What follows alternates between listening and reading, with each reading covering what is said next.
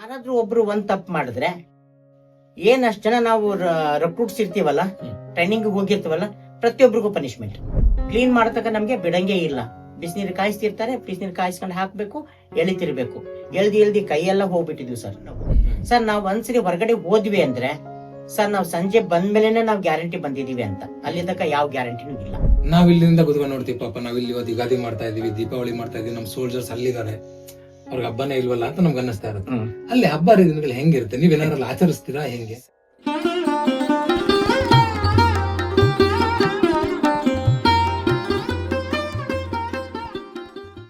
ಇಷ್ಟೆಲ್ಲ ಮುಗಿದ್ಮೇಲೆ ನಿಮ್ ಕಾನ್ವಾಯಿ ಯಾವಾಗ ಹೊರಡುತ್ತೆ ಸರ್? ನಾವು ನೈಟ್ ನಾವು ವೈಷ್ಣೋದೇವಿಯಿಂದ ಬಂದ್ವಿ. ಬಂದ್ಮೇಲೆ ರೋಲ್ ಕಾಲಿಗೆ ಅಟೆಂಡ್ ಆದಾಗ ಅವ್ರು ಹೇಳಿದ್ರು ನಾಳೆ ದಿವಸ ಕಾನ್ವಾಯಿ ಹೊರಡುತ್ತೆ ಅಂತ. ಸರ್, ಬಹಳ ಖುಷಿ ಆಯ್ತು. ಮಲ್ಕೊಂಡಿದ್ವಿ, ರಾತ್ರಿ ನಿದ್ದೆ ಬಂದಿಲ್ಲ ಮತ್ತೂ. ಯಾಕಂದ್ರೆ ಕ್ಯೂರಿಯಾಸಿಟಿ, ಹೆಂಗ್ ಹೋಗ್ತೀವಿ ಅಂತ. ಬೆಳಗ್ಗೆ 3 ಗಂಟೆಗೆ ಆಲ್ಮೋಸ್ಟ್ ಸೋಲ್ಜರ್ ಎಲ್ಲ ಎದ್ದು ಅವರು ಬ್ರಷ್ ಮಾಡ್ಕೊಂಡು ಅವರೆಲ್ಲ ಗಲಾಟೆ. ಸರ್, ಎಷ್ಟು ಜೋರಾಗಿ ಹಾಡು ಹೇಳ್ತಾ ಇದ್ರು ಅಂದ್ರೆ ಎಷ್ಟೋ ಜನ ಹೇಳ್ತಿದ್ರು, ಕ್ಯೂ ಬಂಬುದೇರ ರೇ ಭಗವಾನ್ಕೋ ಉನ್ಕೋ ಸೋನೆದು ಅಂತ ಹೇಳ್ತಾ ಇದ್ರು. ಅಂದ್ರೆ ಭಗವಂತನಿಗೆ ಈಗ ಹಾಡು ಹೇಳಿ ಅವನಿಗೆ ಯಾಕೆ ಇಳಿಸಿ, ಸ್ವಲ್ಪ ಅವ್ನಿಗೆ ನಿದ್ದೆ ಮಾಡಿದ್ರೆ ಕೊಡು ಅಂತ ಹೇಳ್ಬಿಟ್ಟು ಅವನಿಗೆ ಬೈತಾ ಇದ್ರು, ಭಗವಾನ್ಕೋ ಕ್ಯೂ ಬಂಬುದೇರ ಅಂತ. ಅವಾಗ ಆ ಸೌಂಡ್ ಕೇಳಿ ನಾವ್ ಎದ್ವಿ. ನೋಡಿದ್ರೆ ಅವರೆಲ್ಲ ಬ್ರಷ್ ಎಲ್ಲ ಮಾಡ್ಕೊಂಡೆಲ್ಲ ರೆಡಿ ಆಗ್ತಾ ಇದ್ರು. ನಾವು ಸ್ವಲ್ಪ ಎದ್ದು ಬಂದು ನಮ್ಮ ಒಂದು ಗಾಡಿಯಲ್ಲಿ, ನಮ್ಗೆ ಒಂದು ರಿಸರ್ವ್ ಅಂತ ಗಾಡಿಯೆಲ್ಲ ಕೂತ್ಕೊಂಡ್ವಿ. ಕಾನ್ವಾಯಿ ಆಲ್ಮೋಸ್ಟ್ 5 ಗಂಟೆಗೆ ಅಲ್ಲಿಂದ ಮಾರ್ಚ್ ಆಯ್ತು. ಮಾರ್ಚ್ ಆಗಿ ನಾವು ಸೀದಾ ಹೋಗ್ತಾ ಇದ್ವಿ. ಅಲ್ಲಲ್ಲೇ ಸ್ಟಾಪ್ ಆಗ್ತಾ ಇತ್ತು ಗಾಡಿಗಳು. ಯಾಕಂದ್ರೆ ಒಂದ್ ಹಿಂದೆ ಹೋಗ್ತಾ ಇರ್ತಾವಲ್ಲ, ಸ್ವಲ್ಪ ಡಿಸ್ಟೆನ್ಸ್ ಏನಾರ ಆಯ್ತು ಒಂದಿಷ್ಟು ಮುಂದೆ ನಿಂತು ಬಿಡುತ್ತೆ, ಹಿಂದಿನವರು ಮೆಸೇಜ್ ಮಾಡ್ತಾರೆ. ಈ ತರ ಹೋಗ್ತಾ ನಾವು ಪಟ್ನಿ ಟಾಪ್ ಅಂದ್ರೆ ಅದು ತುಟ್ಟ ತುದಿಯ ಕಾಶ್ಮೀರಿ ಮತ್ತೆ ಜಮ್ಮು ಕಾಶ್ಮೀರದ ತುಟ್ಟ ತುದಿಯ ಒಂದು ಇದು ಬೆಟ್ಟ, ಅದು ಪಟ್ನಿ ಟಾಪ್ ಅಂತ. ಅಲ್ಲಿ ಜಾಸ್ತಿ ಹಿಮಾನು ಬೀಳುತ್ತೆ. ಅಲ್ಲಿ ಹೋದ್ವಿ. ಅಲ್ಲಿ ಹೋದಾಗ ಒಂದು ವಿಚಿತ್ರ ಅನುಭವ ಅಂದ್ರೆ, ಇಲ್ಲಿ ನಾವು ಡೆಲ್ಲಿಯಲ್ಲಿ ಬಂದಾಗ ಸುಡ ಬಿಸಿಲು, ಅಲ್ಲಿ ಹೋದ್ರೆ ಕೊರಿಯೋ ಚಳಿಯಲ್ಲಿ ಬಹಳ ಚಳಿ. ಅಂದ್ರೆ ನಾವು ತಗೊಂಡೋಗಿರೋದು ಬಟ್ಟೆ ಒಂದು ಸ್ವೆಟರ್ ತಗೊಂಡೋಗಿದ್ವಿ. ಸ್ವೆಟರ್ ಏನು ಅಲ್ಲ, ಅದ್ರ ಮುಂದೆ ಎಲ್ಲ ಪಾರ್ಕ್ ಹಾಕೊಂಡಿದ್ದಾರೆ. ನಾವು ಒಂದಲ್ಲ 10 ಸ್ವೆಟರ್ ಹಾಕೊಂಡ್ರು ಚಳಿ ತಡಿಯಕ್ಕಾಗಲ್ಲ, ಅಷ್ಟು ಚಳಿ ಆಗ್ತಾ ಇದೆ. ಅಷ್ಟಲ್ಲೇ ಬಸ್ ಹತ್ರ ಪಕ್ಕದಲ್ಲಿ, ನಮ್ಮ ಕಾನ್ವಾಯ್ ಪಕ್ಕದಲ್ಲಿ, ಅಲ್ಲಿ ಲೋಕಲ್ ಸೇಲರ್ಸ್ ಫ್ರೂಟ್ಸ್ ಎಲ್ಲ ಸೇಲ್ ಮಾಡಕ್ಕೆ ಬರ್ತಿದ್ರು. ಎಲ್ಲ ಗ್ರೀನ್ ಆಪಲ್ ಇಷ್ಟಿರ್ತಪ್ಪ ತಗೊಂಡ್ ಬರ್ತಾ ಇದ್ರು. ಎಲ್ಲ ಸೋಲ್ಜರ್ಸ್ ತಗೊಳ್ತಾ ಇದ್ರು.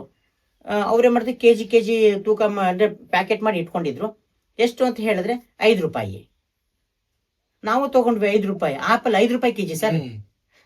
ನಾವು ಇಲ್ಲಿ 100-150 ರೂಪಾಯಿ ಕೊಟ್ಟು 1 ಕೆಜಿ ಆಪಲ್ ತಗೊಳ್ತೀವಿ, ಅಲ್ಲಿ 5 ರೂಪಾಯಿ ಕೆಜಿ ಸರ್ ತಗೊಂಡ್ವಿ. ಆದ್ರೆ ಅವ್ರು ಹೇಳಿದ್ರು, ಇದು ಕಾಯಿ, ಇದು ಅಂದ್ರೆ ಕಾಯಿ ಈಗ ನಾವು ಕೆಲವು ಮಾವಿನ ಹಣ್ಣು ಮತ್ತೆ ಕಾಯಿ ಹೆಂಗ್ ಸೇಲ್ ಮಾಡ್ತಾರಲ್ಲ, ಕಾಯಿ ಸೇಲ್ ಮಾಡ್ತಾರೆ, ಹಣ್ಣು ಸೇಲ್ ಮಾಡ್ತಾರೆ. ಇದು ಪ್ರೀ ಇದು ಕಾಯಿ, ಇದನ್ನ ಕಾಯಿ ಸೇಲ್ ಮಾಡಕ್ ಕಾಯಿ ತುಂಬಾ ಚೆನ್ನಾಗಿರುತ್ತೆ ಸರ್. ಹುಳಿ ಇದ್ರೂ ತುಂಬಾ ಚೆನ್ನಾಗಿರುತ್ತೆ. ಅದ್ರಲ್ಲಿ ಜಾಸ್ತಿ ಚಟ್ನಿನೂ ಮಾಡ್ಕೊಳ್ತಾರೆ. ಅಲ್ಲಿ ನಮ್ಗೆ ಹೇಳಿದ್ರು ಈ ಚಟ್ನಿ ಬನಾನೆ ಕೇಳಿ ಅಂತ ಹೇಳಿದ್ರು. ತಿನ್ನಕ್ಕೂ ತಗೊಂಡಿದ್ದಾರೆ. ನಾವು ತಗೊಂಡ್ವಿ. 1 ಕೆಜಿ ತಗೊಂಡಿದ್ರಲ್ಲಿ ಒಂದು ತಿನ್ನಕ್ಕಾಗಿಲ್ಲ ನಮ್ಗೆ. ಕೋಲ್ಡ್ ಇದೆ, ಬೈಟ್ ಮಾಡಕ್ ಹೋದ್ರು ಕೋಲ್ಡ್ ಇದೆ. ಇಟ್ಕೊಂಡು ಸುಮ್ನೆ ಕೂತ್ಕೊಂಡಿದ್ವಿ, ಚಳಿ ಬೇರೆ. ಅಲ್ಲಿಂದ ಮಾರ್ಚ್ ಆಯ್ತು. ಅನಂತನಾಗ್, ಬನಿಹಾಲ್ ಎಲ್ಲವೂ ಕ್ರಾಸ್ ಆಗಿ ನಾವು ಬಕ್ಷಿ ಸ್ಟೇಡಿಯಂ ಬಂದ್ವಿ. ಬಕ್ಷಿ ಸ್ಟೇಡಿಯಂ ಅಂದ್ರೆ ಅದು ಕಾನ್ವಾಯಿಯ first transit camp starting point ಆದ್ರೆ ಎಂಡಿಂಗ್ ಪಾಯಿಂಟ್ ಬಕ್ಷಿ ಸ್ಟೇಡಿಯಂ ಬಂದು ನಮ್ಮ ಕಾನ್ವಾಯಿ ನಿಂತ್ಕೊಂಡಿದ ತಕ್ಷಣ ಆಲ್ರೆಡಿ ನಮ್ಮ ಕಾನ್ವಾಯಿ ಬಂದು ನಿಲ್ಲೋದಕ್ಕಿಂತ ಮುಂಚೆ ಬೇರೆ ಯೂನಿಟ್ ಗಾಡಿಗಳೆಲ್ಲವೂ ಬಂದಲ್ಲಿ ನಿಂತಿದ್ವು. ಅವ್ರವ್ರ ಯೂನಿಟ್ಗೆ ಅವರಿಗೆ ಕರ್ಕೊಂಡು ಹೋಗೋದಿಕ್ಕೆ ಬಂದಿದ ತಕ್ಷಣ ಅಲ್ಲಿ ಹೇಗೆ ಅಂದ್ರೆ, ಈ ಲೋಕಲ್ ಬಸ್ ಅಲ್ಲಿ ಕೂಗ್ತಾರಲ್ಲ, ರಾಮನಗರ ಚಟ್ಪಟ ಅಂತ. ಹಂಗೆ ಅಲ್ಲಿ 56 ಬೆಟಾಲಿಯನ್, 55 ಬೆಟಾಲಿಯನ್, 126 ಬೆಟಾಲಿಯನ್, ಈ ತರ ಬೆಟಾಲಿಯನ್ ನಂಬರ್ ಕೂಗ್ತಾ ಇರ್ತಾರೆ. ಅವಾಗ ಆ ಬೆಟಾಲಿಯನ್ ಅವ್ರು ಯಾರು ಇದ್ರೆ ಅವ್ರು ಆ ಗಾಡಿಯಲ್ಲಿ ಹೋಗಿ ಕೂತ್ಕೋಬೇಕು. ಅಲ್ಲಿಂದ ಅವರು ಬೆಟಾಲಿಯನ್ ಕರ್ಕೊಂಡು ಹೋಗ್ತಾರೆ. ಹಾಗೇನೆ ಅಲ್ಲಿ 55 ಅಂತ ಕೂಗಿದಾಗ ನಮ್ಮ ಅಪಾಯಿಂಟ್ಮೆಂಟ್ ಆರ್ಡರ್ 55ನೇ ಬೆಟಾಲಿಯನ್ ಹೋಟೆಲ್ ಸಂಧ್ಯಾದಲ್ಲೇ ಅಪಾಯಿಂಟ್ ಆಗ್ಬೇಕು ಅಂತ ಬರ್ದಿತ್ತಲ್ಲ. ಹಾಗಾಗಿ 55 ನಮ್ಗೆ ಮೊದ್ಲಿಂದ ತುಂಬಾ ಫೆಮಿಲಿಯರ್ ಹೋಗ್ಬಿಟ್ಟಿತ್ತು. ಯಾವಾಗ 55 ಪಚ್ಪನ್ ಅಂತಾರೆ, 55 ಅಂದ್ರೆ ಹಿಂದಿಲಿ ಪಚ್ಪನ್ ಅಂತ. ಪಚ್ಪನ್ ಅಂದಿದ ತಕ್ಷಣ ನಮ್ಮ ಅಣ್ಣ ಅಲ್ಲಿ ಕೂಗ್ತಾರೆ, ನಮ್ಮ ಯೂನಿಟ್ ಅಲ್ಲಿ ಕೂಗ್ತಾರೆ ಅಂತ ಹೇಳಿದ ತಕ್ಷಣ ಎದ್ದೋ ಬಿದ್ದು ಅಂತ ಹೋಗಿ ಫಸ್ಟ್ ಅಲ್ಲಿ ಕೂತ್ಕೊಂಡ್ಬಿಟ್ವಿ. 3 ಟನ್ನರ್ ಅಂತ ಹೇಳ್ತೀವಿ ಅದಕ್ಕೆ. ಲಾರಿ, ಅದು ದೊಡ್ಡ ಲಾರಿ, 3 ಟನ್ನರ್ ಅಂತ ಹೇಳ್ತೀವಿ ಅದಕ್ಕೆ. ಈಗೆಲ್ಲ 6 ವೀಲರ್ 10 ವೀಲರ್ ಅಂತ ಹೇಳ್ತಾರಲ್ಲ, ಹಾಗೆ ಅದ್ರ ಕೆಪಾಸಿಟಿ ಮೇಲೆ ಹೇಳ್ತಾರೆ 3 ಟನ್ನರ್ ಅಂತ. ಆ 3 ಟನ್ನರ್ ಹೋಗಿ ನಾವು ಕೂತ್ಕೊಂಡು ನಾವು ಯೂನಿಟಿಗೆ ಹೋದಾಗ ಅಲ್ಲಿ ನನ್ನ ಬರುವಿಕೆಯನ್ನ ಕಾಯ್ತಾ ನಮ್ಮ BHM ಅವರು ಮತ್ತೆ SA ಅವರು ಎಲ್ಲರೂ ಅಲ್ಲಿ ಕಾಯ್ತಾ ನಿಂತ್ಯಾರೆ ಗೇಟ್ ಅಲ್ಲಿ. ಬರ್ತಾರೆ ಅಂತ. ನಾವು ಸಿವಿಲಿಯನ್ ಅಲ್ಲಿ ನಾವು ಇಳಿದಿದ ತಕ್ಷಣ ಅವ್ರಿಗೆ ಗೊತ್ತಾಯ್ತು ಇದ್ರಲ್ಲಿ ಬಂದಿದ್ದಾರೆ ಅಂತ. ನಮ್ಮನ್ನ ಒಳಗೆ ಕರ್ಕೊಂಡ್ರು. ಅಲ್ಲಿ ಒಬ್ಬ ಸೋಲ್ಜರ್ ಉದ್ದ ಇದ್ದ, ಸಂತ್ರಿಯನ್. ನಾವು ಒಳಗೆ ಹೋಗಿದ ತಕ್ಷಣ ಅವ್ರಿಗೆ ಗೊತ್ತಿತ್ತು ಈ ತರ ಹಿಂಗ್ ಬರ್ತಾ ಇದಾರೆ ಅಂತ ಹೇಳಿ ಗೊತ್ತಾಯ್ತಲ್ಲ, ಮೊದ್ಲೇ ಎಲ್ಲ ಅಡ್ವಾನ್ಸಿಗೆ ಹೇಳಿರ್ತಾರೆ. ಬಂದಿದ ತಕ್ಷಣ ಅವನೇ ಮಾಡ್ದ ಬಡ್ ಸಲ್ಯೂಟ್, ತವನ್ ಹಿಂಗ್ ಹೊಡ್ಕೊಂಡ ಬಡ್ ಸಲ್ಯೂಟ್ ಕೊಟ್ಟ ಅವನು. ಬಡ್ ಸಲ್ಯೂಟ್ ಕೊಟ್ಟಿದ ತಕ್ಷಣ ಏನೋ ಬಿದ್ದಂಗಾಯ್ತು ನನಗೆ. ಸರ್ ಹೈಟ್ ಇದ್ದ, ಇಷ್ಟು ಎತ್ತರ ಇದ್ದ ಅವನು, ಏನೋ ಬಿದ್ದಂಗಾಯ್ತು. ನನ್ನ ಹತ್ರ ನೋಡಿದಾಗ ಇಲ್ಲ ಅವನು ಬಡ್ ಸಲ್ಯೂಟ್ ಕೊಟ್ಟ ಅಂತ ಹೇಳಿದಾಗ ಅದಕ್ಕೆ ಆನ್ರಿಂಗ್ ಮಾಡ್ಬೇಕು ಅಂತ ಹೇಳಿದ್ರು. ಆನ್ರಿಂಗ್ ಮಾಡ್ಬೇಕು ಅಂದ್ರೆ ಹೆಂಗ್ ಆನ್ರಿಂಗ್ ಮಾಡ್ಬೇಕು ಗೊತ್ತಿಲ್ಲ. ಆನ್ರಿಂಗ್ ಅಂದ್ರೆ ಅವ್ನು ಏನ್ ಮಾಡ್ತಾನೆ ಅದಕ್ಕೆ ಆಪೋಸಿಟ್ ನಾವು ಮಾಡ್ಲೇಬೇಕು ಅಂತ ಅರ್ಥ. ನಾನೇ ಮಾಡಿದೆ, ನಾನು ಸುಮ್ಮನೆ ಹೇಳ್ತೇನೆ, ನಾನು ಹಿಂಗೆ ಹೊಡ್ಕೊಂಡೆ. ನನ್ಗೇನು ಫೋರ್ಸಿನ ಗೊತ್ತಿಲ್ಲ, ಹೊಡ್ಕೊಂಡೆ. ಅವ್ರು ನಕ್ಕದ್ರು, ಸುಮ್ಮನೆ ಒಳಗೆ ಹೋದ್ವಿ. ಅಷ್ಟರೊಳಗೆ ನಮ್ದೇನು ಕರ್ಕೊಂಡು ಹೋಗತ್ತೆ ಅಲ್ಲಿ ಜಿಪ್ಸಿ ಬಂದಿತ್ತಲ್ಲ, ಅದನ್ನ ವಾಪಸ್ ಮತ್ತೆ ಕರ್ಕೊಂಡ್ರು. ಆಮೇಲೆ ಊಟ ಮಾಡಿದ್ವಿ. ನಮ್ಮ ಯೂನಿಟ್ ಪಕ್ಕದಲ್ಲೇ, ಈ ಕಂಪನಿ ಯೂನಿಟ್ ಅಲ್ಲೇ ನಮ್ದು MI ರೂಮ್ ಇತ್ತು. ನಮ್ಗೆ ಅಲ್ಲಿಗೆ ನಂಗೆ ಮಲ್ಗೋದಕ್ಕೆ ಎಲ್ಲ ಅರೇಂಜ್ಮೆಂಟ್ ಎಲ್ಲ ಮಾಡಿದ್ರು. ಊಟ ಮಾಡ್ಕೊಂಡು ಅಲ್ಲಿ ಹೋಗಿ ಮಲ್ಗೋದ್ವಿ. ನಿಮಗೆ ಆರ್ಮಿಯವ್ರಿಗೆ ಏನ್ ಟ್ರೈನಿಂಗ್ ಕೊಡ್ತಾರೋ ನಿಮ್ಗೂ ಅದೇ ತರ ಟ್ರೈನಿಂಗ್ ಏನಾದ್ರು ಇರುತ್ತಾ? ಹಾ ಹೌದು, ನಮಗೂ ಟ್ರೈನಿಂಗ್ ಇರುತ್ತೆ. ಆರ್ಮಿಯವರಿಗೆ 9 ಮಂತ್ಸ್ ಬೇಸಿಕ್ ಟ್ರೈನಿಂಗ್ ಇರುತ್ತೆ, ನಮಗೆ 3 ಮಂತ್ಸ್ ಇರುತ್ತೆ basic training. Basic training basic training ಅಂದ್ರೆ ಬೇಸಿಕ್ ಟ್ರೈನಿಂಗ್ ಅಂದ್ರೆ ಅಲ್ಲಿ ಆಕ್ಟ್ ಅಂಡ್ ರೂಲ್ಸ್ ಬರ್ತವೆ, ಲಾಸ್ ಬರ್ತವೆ. ಅಂದ್ರೆ IPC CRPC ಎಲ್ಲವೂ ಕಲಿಸ್ಕೊಡ್ತಾರೆ. ಮತ್ತೆ ಆರ್ಮ್ಸ್ ಅಂಡ್ ಆಮ್ನೇಷನ್ ಹೇಗೆ handle ಮಾಡೋಂತ arms and ammunition training ಕೊಡ್ತಾರೆ. ಆರ್ಮ್ಸ್ ಅಂಡ್ ಆಮ್ನೇಷನ್ಸ್ ಅಂದ್ರೆ ಆರ್ಮ್ಸ್ ಅಂಡ್ ಆಮ್ನೇಷನ್ ಅಂದ್ರೆ ಈಗ ಮದ್ದು ಗುಂಡುಗಳು ಮತ್ತು ರೈಫಲ್ಸ್ ಅಂತ ಹೇಳ್ತೀವಲ್ಲ, ರೈಫಲ್ಸ್ಗೆ ಆರ್ಮ್ಸ್ ಅಂತ ಹೇಳ್ತೀವಿ. ಆಮ್ನೇಷನ್ ಅಂದ್ರೆ ಅದ್ರೊಳಗೆ ಹಾಕುವಂತ ಗುಂಡುಗಳಿಗೆ, ಮದ್ದುಗಳಿಗೆ ಆಮ್ನೇಷನ್ಸ್ ಅಂತ ಹೇಳ್ತೀವಿ. ಅದ್ರ ಬಗ್ಗೆ ನಮ್ಗೆ ಡೀಟೇಲ್ ಆಗಿ ನಮ್ಗೆ ಕ್ಲಾಸಸ್ ತಗೊಳ್ತಾರೆ. ಮತ್ತೆ ಅದರಲ್ಲಿ ನಮ್ಗೆ ರೋಲ್ ಕಾಲು, PT, ಆಮೇಲೆ ಆಕ್ಟಿವಿಟೀಸು, ರನ್ನಿಂಗು ಎಲ್ಲವೂ ಇರ್ತವೆ. ಅಷ್ಟೇ ಅಲ್ಲ, ಅಲ್ಲಿ ಇನ್ನೊಂದೇನಂದ್ರೆ ತುಂಬಾ ಇದು, ಯಾರಾದ್ರೂ ಒಬ್ರು ಒಂದ್ ತಪ್ಪು ಮಾಡಿದ್ರೆ ಅಷ್ಟು ಜನ ನಾವು ರೆಕ್ರೂಟ್ಸ್ ಇರ್ತೀವಲ್ಲ, ಟ್ರೈನಿಂಗ್ ಹೋಗಿರ್ತೀವಲ್ಲ, ಪ್ರತಿಯೊಬ್ಬರಿಗೂ ಪನಿಷ್ಮೆಂಟ್. ಅಂದ್ರೆ ಒಬ್ರು ಮಾಡಿದ್ರೆ, ಒಬ್ರು ಏನೋ ತಪ್ಪು ಮಾಡಿದ್ರೆ ಎಲ್ರಿಗೂ ಪನಿಷ್ಮೆಂಟ್. ಸರ್ ಅವಾಗ ನಾವೇನ್ ಮಾಡ್ತೀವಿ, ತಪ್ಪು ಮಾಡಬಾರ್ದು ಅಂತ ಎಷ್ಟು ಕಷ್ಟಪಟ್ಟು ನಾವು ಅವ್ರು ಹೇಳಿದ್ರಲ್ಲ ಟಾಸ್ಕ್ ಎಲ್ಲ ಮಾಡ್ತಾ ರನ್ನಿಂಗ್ ಮಾಡೋದು ಎಲ್ಲೋ ಮಾಡ್ತಾ ಇರ್ತೀವಿ. ಬೇಕಂತಾನೆ ಯಾರಾದ್ರೂ ಒಬ್ರು ತಪ್ಪು ಮಾಡ್ಬಿಡ್ತಾರೆ ಬೇಕಂತಾನೆ, ಅವಾಗ ಎಲ್ರಿಗೂ ಪನಿಷ್ಮೆಂಟ್. ಡಡ್ಡು ಚಾಲ್ ಅಂತ ಸರ್ ಬಹಳಷ್ಟು ಇದಾವೆ ಅದರಲ್ಲಿ. ಡಡ್ಡು ಚಾಲ್ ಅಂದ್ರೆ ಅದೊಂದು ಬಹಳ ಟಫ್ ಪನಿಷ್ಮೆಂಟ್. ಅದು ಈ ತರ ಹಿಂಗ್ ಇಟ್ಕೊಂಡು ಕುಕ್ಕರ್ಗಾಲಲ್ಲಿ ಕುಣ್ಕೊಂಡು ಹೋಗ್ಬೇಕು.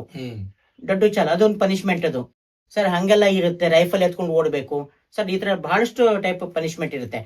ರೈಫಲ್ದು ಟ್ರೈನಿಂಗ್ ಕೊಡ್ತಾರೆ? ಹೌದು ಸರ್, ರೈಫಲ್ದು ಕೊಡ್ತಾರೆ. ರೈಫಲ್ದು ಎಲ್ಲಾ ತರದ್ದು, ಹೇಗೆ ಓಪನ್ ಮಾಡೋದು, ಹೇಗೆ ಲೋಡ್ ಮಾಡೋದು, ರೈಫಲ್ ಪೂರ್ತಿ ಬಿಚ್ಚಿಡಬೇಕು, ಇಷ್ಟು ನಿಮಿಷದಲ್ಲಿ ಇಷ್ಟು ಬೇಗ ರೈಫಲ್ ಅಂದ್ರೆ SLR ಆಗಿರ್ಲಿ, LMG ಆಗಿರ್ಲಿ, ಬೈಪಾಡ್ LMG ಆಗಿರ್ಲಿ, ಅವೆಲ್ಲವೂ ಓಪನ್ ಮಾಡೋದು ಮತ್ತೆ ಹೊಂದ್ಸೋದು, ಅದೆಲ್ಲ ಟ್ರೈನಿಂಗ್ ಎಲ್ಲ ಕೊಡ್ತಾರೆ.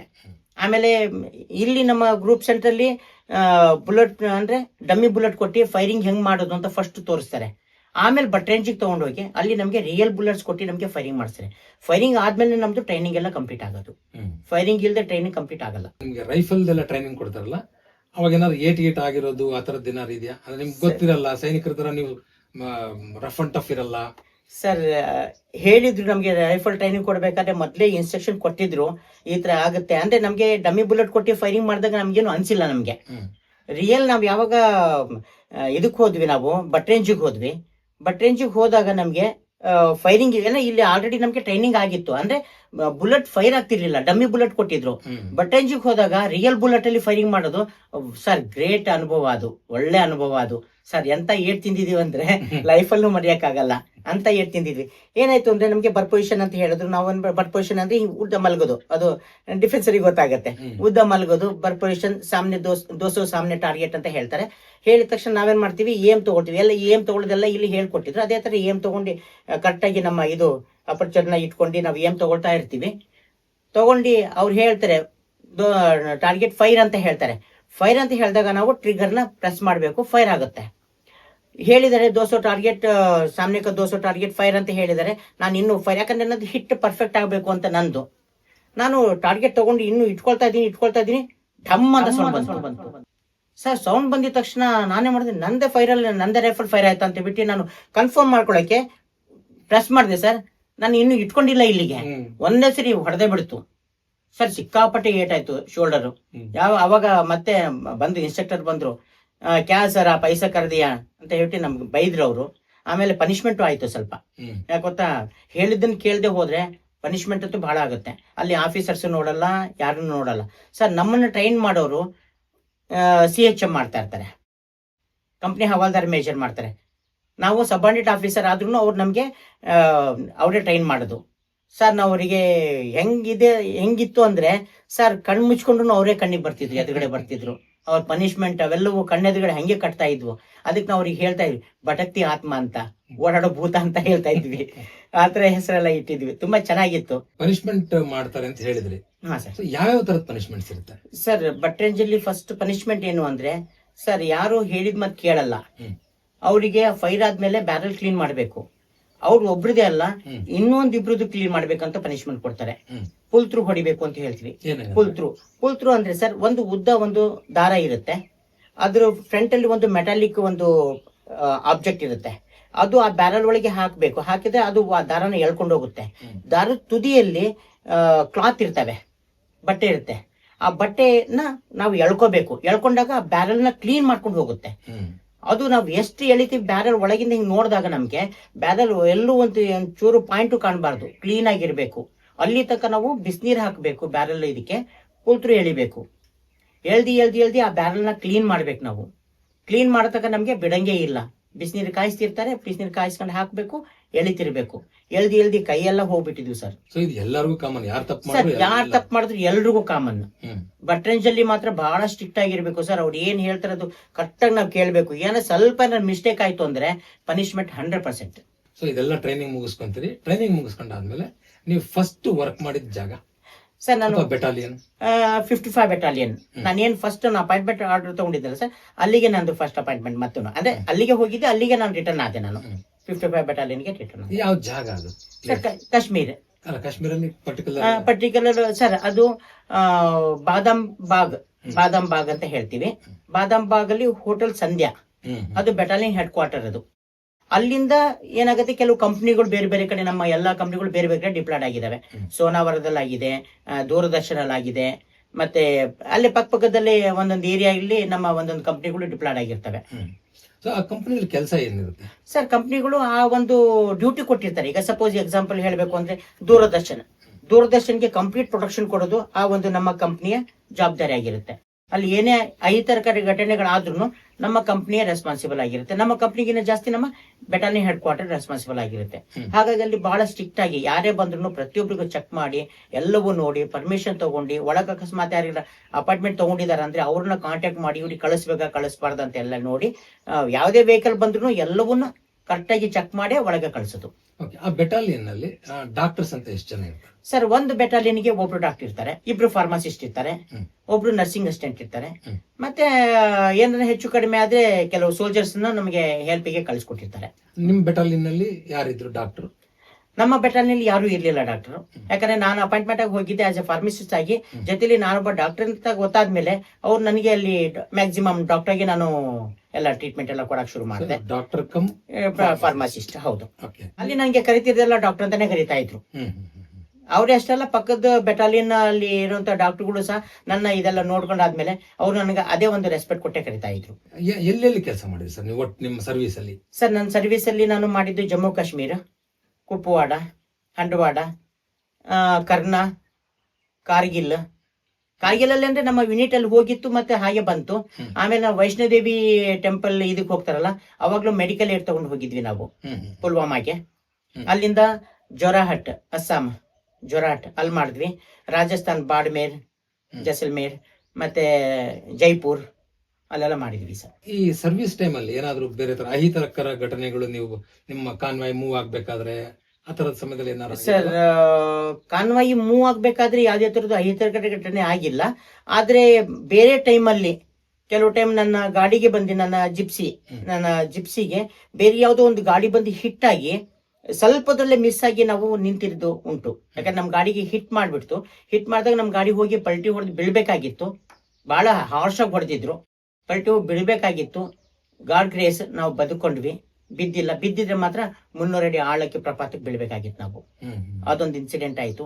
ಆಮೇಲೆ ನಮ್ಮ ಸೋಲ್ಜರ್ಸ್ ತರಕಾರಿ ತಗೊಳ್ಳೋದಕ್ಕೆ ಸೋನಾವಾರ ಅಂತ ಇದೆ, ಬಾದಾಮ್ ಪಕ್ಕದಲ್ಲಿ ಸೋನಾವಾರ ಅಂತ. ತರಕಾರಿ ಎಲ್ಲ ತಗೊಂಡ್ಬಾರ್ದು ಅಲ್ಲಿ, ಅಥವಾ ಲಾಲ್ ಚೌಕಿಗೆ ಹೋಗ್ಬೇಕು. ಲಾಲ್ ಚೌಕ್, ಕಾಶ್ಮೀರ್ ಲಾಲ್ ಚೌಕ್, ಅಲ್ಲಿಗೆ ಹೋಗ್ಬೇಕು. ಅಲ್ಲಿಗೆ ಹೋದಾಗ ಸಮ್ ಟೈಮ್ ಫೈರಿಂಗ್ ಎಲ್ಲ ಆಗಿತ್ತು, ಗ್ರಾನೇಡ್ ಫೈರ್ ಆಗಿತ್ತು, ಗ್ರಾನೇಡ್ ಬ್ಲಾಸ್ಟ್ ಆಗಿತ್ತು, ಅಂದ್ರೆ ಫೈರ್ ಆಗಿತ್ತು. ಅವಾಗ ಸ್ಪ್ರಿಂಟ್ಸ್ ಎಲ್ಲ ಎಂಟ್ರಿ ಆಗಿರ್ತವೆ ಬಾಡಿ ಒಳಗೆ. ಆ ಸ್ಪ್ರಿಂಟ್ಸ್ ಎಲ್ಲವೂ ನಾವು ತೆಗ್ದಿದ್ದು ಉಂಟು. ಸಮ್ ಟೈಮ್ ನಾನು ಒಂದ್ಸರಿ ಹೋದಾಗ ಒಂದ್ಸರಿ ಗ್ರಾನೇಡ್ ಫೈರ್ ಆಗಿತ್ತು. ಫೈರ್ ಆದಾಗ ನನಗೂ ಒಂದ್ 2-3 ಸ್ಪ್ರಿಂಟ್ ಬಂದು ಚುಚ್ಚಿದ್ವು. ನೀವು ಜನರಲಿ ನೀವು ಆಂಬುಲೆನ್ಸ್ ಅಲ್ಲಿ ಇರ್ತೀರಾ ಸರ್? ಆಂಬುಲೆನ್ಸ್ ಅಲ್ಲಿ ಇರ್ತೀವಿ, ಮೆಡಿಕಲ್ ಟೀಮ್ ಅಲ್ಲಿ ಇರ್ತೀವಿ. ಸಮ್ ಟೈಮ್ ಇಳ್ದು ಹೋಗ್ಬೇಕಾದ್ರೆ ಅನ್ಫಾರ್ಚುನೇಟ್ ಆಗ್ತಾವೆ ಅವೆಲ್ಲವು, ಅಲ್ಲಿ ಕಾಮನ್ ನಾವು. ಸರ್ ನಾವು ಒಂದ್ಸರಿ ಹೊರಗಡೆ ಹೋದ್ವಿ ಅಂದ್ರೆ ಸರ್ ನಾವು ಸಂಜೆ ಬಂದ್ಮೇಲೆನೆ ನಾವು ಗ್ಯಾರಂಟಿ ಬಂದಿದೀವಿ ಅಂತ, ಅಲ್ಲಿ ತನಕ ಯಾವ ಗ್ಯಾರಂಟಿನೂ ಇಲ್ಲ. ಒಂದು ಸಹಜ ಕುತೂಹಲ ಹೇಳಿ ಸರ್. ಈಗ ನಮ್ಮಲ್ಲಿ ಮಾಮೂಲಿ ಸಿವಿಲಿಯನ್ಸ್ ನಾವೇನಿದೀವಿ, ನಮ್ಗೆ ಏನಾದ್ರು ತೊಂದರೆ ಆದ್ರೆ, ಸಿವಿಯರ್ ಆಗಿ ಏನಾದ್ರು ಒಂದು ಇಂಜುರಿ ಆದ್ರೆ ನಾವು ಆಸ್ಪತ್ರೆಗೆ ಕರ್ಕೊಂಡು ಹೋಗ್ತಾರೆ.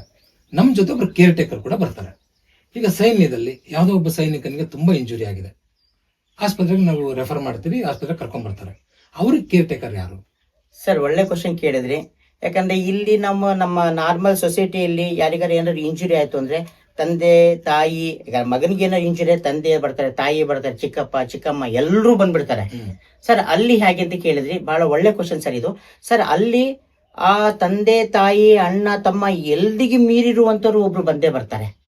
ಒಬ್ಬ ಸೋಲ್ಜರ್ನ ನಾವು ಏನು ಅಪಾಯಿಂಟ್ ಮಾಡ್ತೀವಿ, ಒಬ್ಬ ಕೇರ್ ಟೇಕರ್ ಆಗಿ ಕಳಿಸ್ತೀವಿ, ಅವನ ಕೆಲಸ ಬರೀ ಆ ಒಂದು ಸೋಲ್ಜರ್ನ ನೋಡ್ಕೊಳ್ಳೋದಷ್ಟೇ. ಅವನು ಪ್ರತಿಯೊಂದನು ಬೆಡ್ ಇಂದ ಅವನಿಗೆ ಎತ್ಕೊಂಡು ಹೋಗೋದಾಗಿರ್ಲಿ, ಅದ್ರ ಒಂದು ಏನೇ ದಿನನಿತ್ಯ ಕರ್ಮ ಏನ್ ಇದೆಯಲ್ಲ ಅವೆಲ್ಲವೂ ಮಾಡ್ಸೋದಾಗಿರ್ಲಿ, ಅವನಿಗೆ ಡ್ರೆಸ್ಸಿಂಗ್ ಮಾಡ್ಸೋದಾಗಿರ್ಲಿ, ಅವ್ನಿಗೆ ಊಟ ಮಾಡ್ಸೋದಾಗಿರ್ಲಿ, ಪ್ರತಿಯೊಂದು ಆ ಸೋಲ್ಜರ್ ಕೆಲಸ ಆಗಿರುತ್ತೆ. ಅವನು ಎಷ್ಟು ಚೆನ್ನಾಗಿ ಮಾಡ್ತಾನೆ ಅಂದ್ರೆ, ಒಂದ್ ವೇಳೆ ನಮ್ಮ ಫ್ಯಾಮಿಲಿಯಲ್ಲಿ ನಾವೇನಾರ ಒಬ್ಬ ಪೇಷಂಟ್ ತಿನ್ನಿಸ್ಬೇಕು ಅಂದ್ರೆ ಅಸಹ್ಯ ಪಟ್ಕೊಳ್ತೀವಿ. ಅಯ್ಯೋ ಹೆಂಗ್ ತಿನ್ಸದಪ್ಪ, ಅವನಿಗೆ ಬಾಯಿ ಒರ್ಸೋದು ಹೆಂಗೆ? ನಾವು ತಿನ್ಸಾದ್ಮೇಲೆ ನಾವ್ ಹೇಳ್ತೀವಿ ಸ್ವಲ್ಪ ನೆಟ್ಟು ಬಾಯಿ ಒರ್ಸ್ಕೊಳಕ್ ಆಗಲ್ವಾ ಅಂತ ನಾವ್ ಹೇಳ್ತೀವಿ ಪೇಷಂಟ್ಸಿಗೆ. ಅಂದ್ರೆ ನಾವೊಬ್ರು ಪೇಷಂಟ್ ಕೇರ್ ಟೇಕರ್ ಆಗಿ ನಮ್ಗೆ ಅಸಹ್ಯ ಅನ್ಸುತ್ತೆ. ಆದ್ರೆ ಆ ಒಂದು ಸೋಲ್ಜರ್ ಹೇಗ್ ಮಾಡ್ತಾನೆ ಅಂದ್ರೆ, ಅವ್ನು ಯಾವ್ದೇ ತರದ ಹೆಸಿಟೇಷನ್ ಇಲ್ಲದೆ ಅವನೇ ನನ್ನ ದೇವ್ರು ಅನ್ನಂಗೆ ಅವ್ನು ಎಲ್ಲಾ ತರದ್ದು ಮಾಡ್ತಾನೆ. ಈವನ್ ಸಮ್ ಟೈಮ್ ಅವನಿಗೆ ಯೂರಿನ್ ಪಾಸ್ ಮಾಡಬೇಕು ಅಥವಾ ಟಾಯ್ಲೆಟ್ ಕರ್ಕೊಂಡೋಗಿ ಅವ್ನು ಕೂರಿಸ್ಕೊಂಡು ವಾಶ್ ಮಾಡ್ಕೊಂಡು ಕರ್ಕೊಂಡ್ ಬರ್ತಾನೆ. ಅಷ್ಟು ರೆಸ್ಪಾನ್ಸಿಬಿಲಿಟಿ ಅವನದಿರುತ್ತೆ. ಅವ್ನಿಗೆ ಬೇರೆ ಏನು ಕೆಲಸ ಇರಲ್ಲ, ಬರೀ ಆ ಪೇಷಂಟ್ ಕೇರ್ ಟೇಕ್ ಮಾಡೋದಷ್ಟೇ. ಈಗ ನಮ್ಮಲ್ಲಿ ಹಬ್ಬ ಹರಿದಿನಗಳನ್ನ ನಾವು 10 ಹಬ್ಬ ಹರಿದಿನಗಳನ್ನ ಇಲ್ಲಿ ನಾವು ಆಚರಿಸ್ತಾ ಇರ್ತೀವಿ. ನಾವ್ ಇಲ್ಲಿಂದ ಕುತ್ಕೊಂಡು ನೋಡ್ತೀವಿ, ಪಾಪ ನಾವಿಲ್ಲಿ ಇವತ್ತು ಯುಗಾದಿ ಮಾಡ್ತಾ ಇದೀವಿ, ದೀಪಾವಳಿ ಮಾಡ್ತಾ ಇದೀವಿ, ನಮ್ ಸೋಲ್ಜರ್ಸ್ ಅಲ್ಲಿದ್ದಾರೆ, ಅವ್ರಿಗೆ ಹಬ್ಬನೇ ಇಲ್ವಲ್ಲ ಅಂತ ನಮ್ಗೆ ಅನ್ನಿಸ್ತಾ ಇರುತ್ತೆ. ಅಲ್ಲಿ ಹಬ್ಬ ಹರಿದಿನಗಳು ಹೆಂಗಿರುತ್ತೆ? ನೀವೇನಾದ್ರೂ ಆಚರಿಸ್ತೀರಾ ಹೆಂಗೆ? ಸರ್ ಹಬ್ಬ ಹರಿದಿನಗಳು ನಮ್ಮ ಒಂದು ಸೊಸೈಟಿಯಲ್ಲಿ ಈಗ ಹಿಂದೂಸ್ ಮುಸ್ಲಿಮ್ಸ್ ಅವ್ರವರಿಗೆ ಹಾಗೆ ಒಂದು 4 ಹಬ್ಬ 5 ಹಬ್ಬ ಅಂತ ಇರ್ತವೆ. ಆದ್ರೆ ನಮ್ಮ ಒಂದು ಬೆಟಾಲಿಯನ್ ಅಲ್ಲಿ 10 ಹಬ್ಬಗಳು ಸರ್. ಪ್ರತಿಯೊಂದು ಹಬ್ಬನ ನಾವು ಸೆಲೆಬ್ರೇಟ್ ಮಾಡ್ತೀವಿ. ಯುಗಾದಿ ಸೆಲೆಬ್ರೇಟ್ ಮಾಡ್ತೀವಿ, ಬಕ್ರೀದ್ ಸೆಲೆಬ್ರೇಟ್ ಮಾಡ್ತೀವಿ, ರಂಜಾನ್ ಸೆಲೆಬ್ರೇಟ್ ಮಾಡ್ತೀವಿ, ಕೃಷ್ಣ ಜನ್ಮಾಷ್ಟಮಿ ಸೆಲೆಬ್ರೇಟ್ ಮಾಡ್ತೀವಿ, ಗುರುನಾನಕ್ ಜಯಂತಿ ಸೆಲೆಬ್ರೇಟ್ ಮಾಡ್ತೀವಿ. ಇರೋ ಎಲ್ಲಾ ಹಬ್ಬಗಳನ್ನು ಸಹ ಗ್ರ್ಯಾಂಡ್ ಆಗಿ ಸೆಲೆಬ್ರೇಟ್ ಮಾಡ್ತೀವಿ ಸರ್. ನಾವ್ ಇಲ್ಲಿ ಹೊರಗಡೆ ಇರೋರಿಗೆ ಲಿಮಿಟ್ ಅಲ್ಲಿ ಇದಾವೆ ಹಬ್ಬಗಳು ಸರ್, ನಮ್ಗೆ ಇನ್ಫಿನಿಟಿ ಪ್ರತಿಯೊಂದು ಹಬ್ಬಗಳಾಗಿ ಸೆಲೆಬ್ರೇಟ್ ಮಾಡ್ತೀವಿ. ತುಂಬಾ ಎಂಜಾಯ್ ಮಾಡ್ತೀವಿ ಸರ್. ಅದ್ರಲ್ಲಿ ಏನಾದ್ರು ಆಪರೇಷನ್ಸ್ ಇದ್ರೆ, ರಿಸ್ಕಿ ಆಪರೇಷನ್ಸ್ ಇದ್ರೆ ಮಾತ್ರ ಸೆಲೆಬ್ರೇಷನ್ಸ್ ಇರಲ್ಲ ಸರ್. ಅದು ನಮ್ಮ ಯೂನಿಟ್ ಅಲ್ಲಿ, ನಮ್ಮ ಯೂನಿಟಿಗೆ ಅಂತ ರಿಮೋಟ್ ಅಲ್ಲಿ ಇತ್ತು ಅಂದ್ರೆ ಸರ್ ನಾವಲ್ಲಿ ಮಾಡಲ್ಲ, ನಮ್ಮ ಯೂನಿಟ್ ಅಲ್ಲಿ ಮಾಡ್ತಿರ್ತಾರೆ. ಅವ್ರು ಡ್ಯೂಟಿ ಮಾಡ್ತಿರ್ತಾರೆ, ಒಳ್ಳೆ ಸೆಲೆಬ್ರೇಟ್ ಮಾಡ್ತಿರ್ತಾರೆ. ಗ್ರೂಪ್ ಸೆಂಟ್ರಲ್ ಅಂತೂ ಎಲ್ಲ ಸೇರ್ಕೊಂಡು ತುಂಬಾ ಚೆನ್ನಾಗಿ ಮಾಡ್ತಾರೆ, ಪ್ರತಿಯೊಬ್ರು ಇನ್ವಾಲ್ವ್ ಆಗಿರ್ತಾರೆ. ಸರ್ ಇಲ್ಲಿ ಆರ್ಮಿನಲ್ಲಿ ಊಟ ಹೆಂಗಿರುತ್ತೆ ಸರ್? ಸರ್ ಊಟ ಅಲ್ಲಿ ವೆಜ್ ಇರುತ್ತೆ, ನಾನ್ ವೆಜ್ ಇರುತ್ತೆ ಸರ್. ಅಲ್ಲಿ ಒಂದು ವಿಶೇಷ ಏನು ಅಂದ್ರೆ, ಅಲ್ಲಿ ಮಂಗಳವಾರ ಮತ್ತೆ ಶುಕ್ರವಾರ ನಾನ್ ವೆಜ್ ಮಾಡಲ್ಲ. ಯಾಕಂದ್ರೆ ಅಲ್ಲಿ ವೈಷ್ಣೋದೇವಿ ವಾರ ಅಂತ ಹೇಳಿ ಇದ್ ಮಾಡ್ತಾರೆ. ಆದ್ರೆ ನಾವು ಇಲ್ಲಿ ಶನಿವಾರ ಸೋಮವಾರ ನಾನ್ ವೆಜ್ ಊಟ ಮಾಡಲ್ಲ, ಅಲ್ಲಿ ಸೋಮವಾರ ಶನಿವಾರನೇ ನಾನ್ ವೆಜ್ ಮಾಡೋದು ಸರ್. ಹಾಗಾಗಿ ನನಗೆ ಬಹಳ ಪ್ರಾಬ್ಲಮ್ ಆಯ್ತು ಅಲ್ಲಿ ಹೋದಾಗ. ನಾನು ಶನಿವಾರ ತಿನ್ನಂಗಿಲ್ಲ, ಸೋಮವಾರ ಸ್ವಲ್ಪ 1-2-3 ತಿಂಗಳು ನಾನು ಅದೇ ತರನೇ ಕಂಟಿನ್ಯೂ ಮಾಡಿದೆ. ನನಗೆ ನಾನ್ ವೆಜ್ ಸಿಗ್ತಾ ಇರ್ಲಿಲ್ಲ.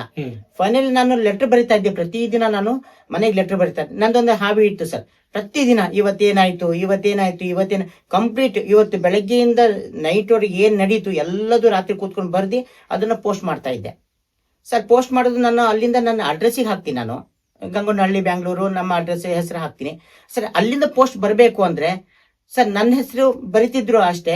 ಆದ್ರೆ 56 battalion APO army post office Kashmir JNK ಅಂತ ಹಾಕ್ತಿದ್ರು ಅಷ್ಟೇ, ಬಿಟ್ರೆ ಯಾವ ಅಡ್ರೆಸ್ಸು ಇರಲ್ಲ. ಯಾಕಂದ್ರೆ ಅದೊಂದು ಕೋಡ್ ಅಲ್ಲಿ ಇರುತ್ತೆ. 56 APO ಅಂದ್ರೆ ಅದು ಅಂಡರ್ಸ್ಟುಡ್, ಇದು ಕಾಶ್ಮೀರ್ ಅಂತಾನೆ, JNK ಅಂತಾನೆ. 55 ಬೆಟಾಲಿಯನ್ ಅದಲ್ಲಿ ನನ್ನ ಹೆಸರು, ಇಷ್ಟು ಬಿಟ್ರೆ ಬೇರೆ ಯಾವ ಅಡ್ರೆಸ್ ಇರಲ್ಲ ಸರ್. ಅಲ್ಲಿಂದ ನಾನೇ ಬರೋದು, ಓದ್ತಾ ಇದ್ವಿ ಸರ್. ಅದ್ರಲ್ಲಿ ನಾನು ಮೆನ್ಷನ್ ಮಾಡ್ತಿದ್ದೆ, ನನಗೆ ನಾನ್ ವೆಜ್ ತಿನ್ನಂಗ ಆಗಿದೆ, ನಾನೇನ್ ಮಾಡ್ಲಿ, ನನಗೆ ಈಗ ತಿನ್ನಂಗೆ ಆಗಿದೆ, ನಾನೇನ್ ಮಾಡ್ಲಿ ಅಂತ ಬರ್ದಾಗ ಅಲ್ಲಿಂದ ರಿಪ್ಲೈ ಬಂದಿತ್ತು. ಯಾಕೆ ನಾನ್ ವೆಜ್ ಮಾಡಲ್ವಾ ಮಿಲಿಟರಿಲಿ ಅಂದ್ರೆ ನಾನ್ ವೆಜ್ ಭಾಳ ಮಾಡ್ತಾರಂತೆ, ಅಲ್ಲಿ ನಾನ್ ವೆಜ್ ಮಾಡಲ್ವಾ ಅಂದ್ರೆ ನಾನ್ ವೆಜ್ ಮಾಡ್ತಾರೆ ಆದ್ರೆ ನಾನು ತಿಂದೇ ಇರೋ ವಾರದಲ್ಲೇ ಮಾಡ್ತಾರೆ ಅವರು, ನಾನೇನ್ ಮಾಡ್ಲಿ ಅಂತ ಬರೀತಿದ್ದೆ. ಅವಾಗ ಮನೆಯಿಂದ ಫೋನ್ ಮಾಡಿದಾಗ್ಲೂ ಹೇಳ್ತಿದ್ರು, ಲೆಟರ್ ಬರೀತಿದ್ದೆ, ಫೋನ್ ಮಾಡಿ ಹೇಳಿದ್ರು, ಇಲ್ಲ ಏನು ಪ್ರಾಬ್ಲಮ್ ಏನಿಲ್ಲ, ನೀನು ಹೊರಗಡೆ ಇದೀಯಾ, ಮನೆ ಬಿಟ್ಟು ಹೊರಗಡೆ ಇದೀಯಾ, ಏನು ಮಾಡಕ್ಕಾಗಲ್ಲ, ಅನಿವಾರ್ಯ, ಆಯ್ತು ಶನಿವಾರನು ತಿನ್ನು ಸೋಮವಾರನು ತಿನ್ನು, ಆದ್ರೆ ಒಂದು ಕಂಡೀಷನ್, ಇಲ್ಲಿ ಬಂದ್ಮೇಲೆ ಸೋಮವಾರ ಶನಿವಾರ ತಿನ್ನಂಗಿಲ್ಲ ನೀನು ಅಂತ ಹೇಳಿದ್ರು. ಇಲ್ಲ ಆಯ್ತು ಅಂತ ಹೇಳ್ಬಿಟ್ಟು ನಾನು ಮಾಡಿದೆ, ನಂಗೆ ಒಂದು ಪರ್ಮಿಷನ್ ಸಿಕ್ತು ಸರ್. ನಾನು ನಾನ್ ವೆಜ್ ಶುರು ಮಾಡಿದೆ ಸರ್. ತುಂಬಾ ಚೆನ್ನಾಗಿತ್ತು, ಚೆನ್ನಾಗಿ ಮಾಡ್ತಾರೆ ಸರ್. ಪ್ರತಿಯೊಂದನ್ನು ಒಳ್ಳೆ ಹೈಜಿನಿಕ್ ಆಗಿರುತ್ತೆ, ಮತ್ತೆ ಟೆಸ್ಟೆಡ್ ಆಗಿರುತ್ತೆ. ಪ್ರತಿಯೊಂದು ತಂದಿದ್ದನ್ನ ಕ್ಲೀನ್ ಆಗಿ ಎಲ್ಲ ಕ್ಲೀನ್ ಮಾಡಿ ತುಂಬಾ ಚೆನ್ನಾಗಿ ಮಾಡ್ತಾರೆ. ಅಲ್ಲಿ ಫುಡ್ ಎಲ್ಲ ತುಂಬಾ ಚೆನ್ನಾಗಿರುತ್ತೆ. ಡ್ರಿಂಕ್ಸ್ ನಾನು ಆಕ್ಚುಲಿ ಹೇಳ್ಬೇಕು ಅಂದ್ರೆ ಸರ್, ಅಲ್ಲಿ ಡೈಲಿ ಇಶ್ಯೂ ಆಗುತ್ತೆ, ಯಾಕಂದ್ರೆ ಅದು ವೆರಿ ಸೆನ್ಸಿಟಿವ್ ಏರಿಯಾ ಮತ್ತೆ ಬಹಳ ಕೋಲ್ಡ್ ಏರಿಯಾ.